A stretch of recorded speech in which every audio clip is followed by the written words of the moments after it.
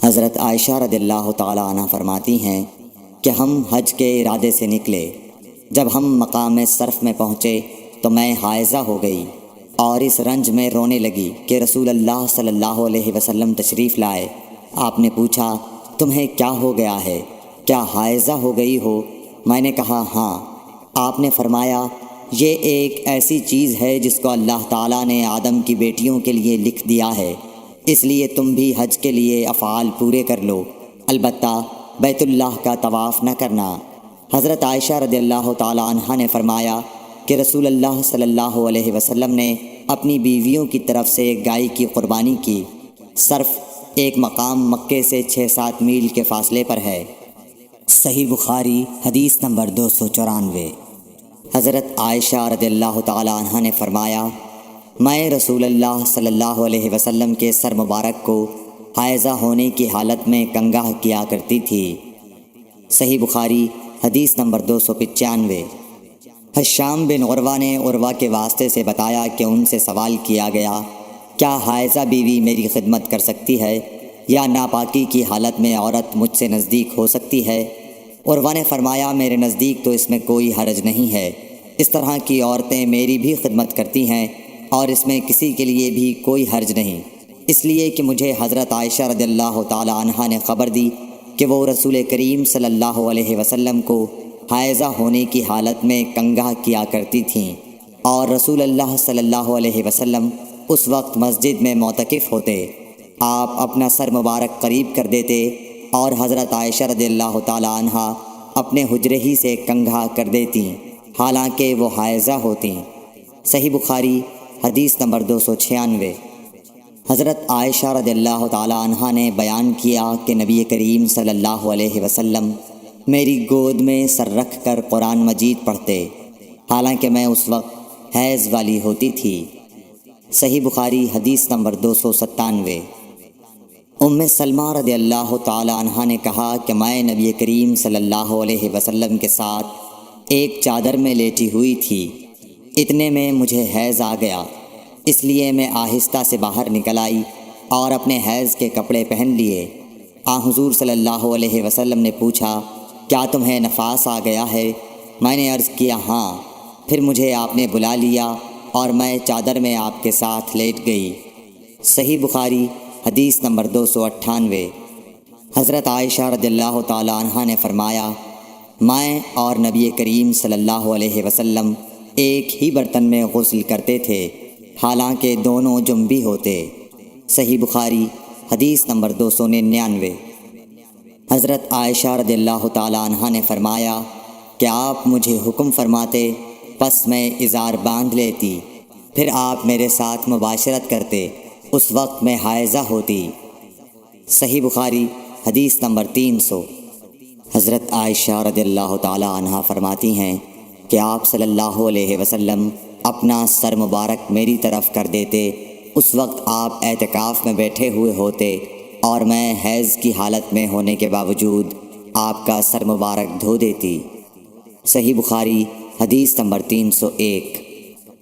حضرت عائشہ رضی اللہ تعالی عنہا نے فرمایا، ہم ازواج میں سے کوئی جب حائضہ ہوتی، اس حالت میں رسول اللہ صلی اللہ علیہ وسلم اگر مباشرت کا ارادہ کرتے، آپ ازار باندھنے کا حکم دے دیتے باوجود حیض کی زیادتی کے، پھر بدن سے بدن ملاتے۔ آپ نے کہا، تم میں ایسا کون ہے جو نبی کریم صلی اللہ علیہ وسلم کی طرح اپنی شہوت پر قابو رکھتا ہو؟ صحیح بخاری حدیث نمبر 302۔ نبی کریم صلی اللہ علیہ وسلم اپنی بیویوں میں سے کسی سے مباشرت کرنا چاہتے اور وہ حائضہ ہوتی تو آپ کے حکم سے وہ پہلے ازار باندھ لیتی۔ صحیح بخاری حدیث نمبر 303۔ رسول کریم صلی اللہ علیہ وسلم عید الاضحیٰ یا عید الفطر میں عیدگاہ تشریف لے گئے۔ وہاں آپ عورتوں کے پاس سے گزرے اور فرمایا، اے عورتوں کی جماعت، صدقہ کرو، کیونکہ میں نے جہنم میں زیادہ تم ہی کو دیکھا ہے۔ انہوں نے کہا، یا رسول اللہ صلی اللہ علیہ وسلم، ایسا کیوں؟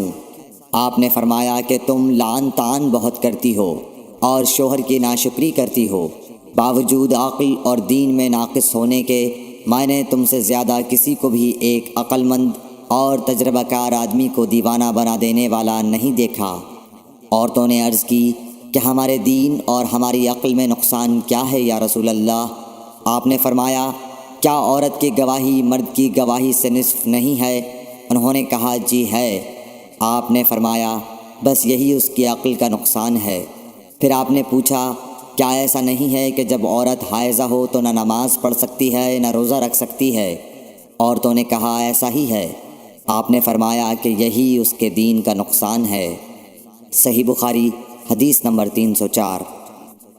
حضرت عائشہ رضی اللہ تعالیٰ عنہا نے فرمایا کہ ہم رسول اللہ صلی اللہ علیہ وسلم کے ساتھ حج کے لیے اس طرح نکلے کہ ہماری زبانوں پر حج کے علاوہ اور کوئی ذکر ہی نہ تھا۔ جب ہم مقام صرف پہنچے تو مجھے حیض آ گیا۔ اس غم سے میں رو رہی تھی کہ نبی صلی اللہ علیہ وسلم تشریف لائے۔ آپ نے پوچھا، کیوں رو رہی ہو؟ میں نے کہا، کاش میں اس سال حج کا ارادہ ہی نہ کرتی۔ آپ نے فرمایا، شاید تمہیں حیض آ گیا ہے۔ میں نے کہا، جی ہاں۔ آپ نے فرمایا، یہ چیز تو اللہ تعالیٰ نے آدم کی بیٹیوں کے لیے مقرر کر دی ہے، اس لیے تم جب تک پاک نہ ہو جاؤ طواف بیت اللہ کے علاوہ حاجیوں کی طرح تمام کام انجام دو۔ صحیح بخاری حدیث نمبر 305۔ فاطمہ ابی حبیش کی بیٹی نے رسول کریم صلی اللہ علیہ وسلم سے کہا کہ یا رسول اللہ صلی اللہ علیہ وسلم، میں تو پاک ہی نہیں ہوتی، تو کیا میں نماز بالکل چھوڑ دوں؟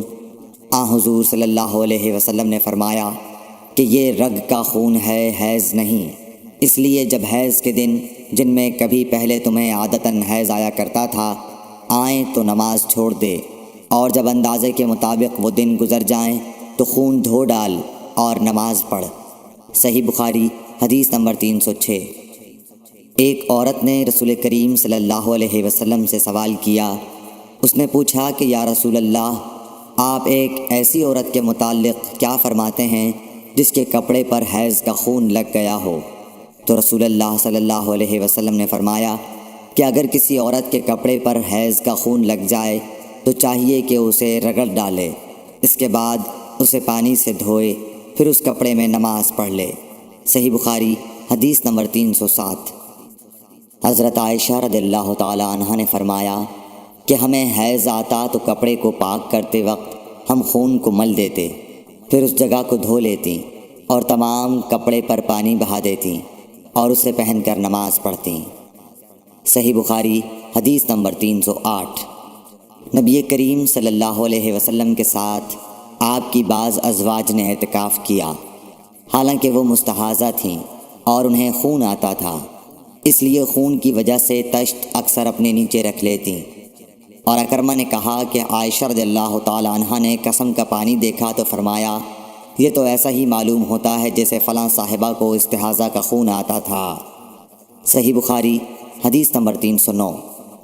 حضرت عائشہ رضی اللہ تعالیٰ عنہا نے فرمایا کہ رسول اللہ صلی اللہ علیہ وسلم کے ساتھ آپ کی ازواج میں سے ایک نے اعتکاف کیا، وہ خون اور زردی نکلتے دیکھتیں، تشت ان کے نیچے ہوتا اور نماز ادا کرتی تھیں۔ صحیح بخاری حدیث نمبر 310۔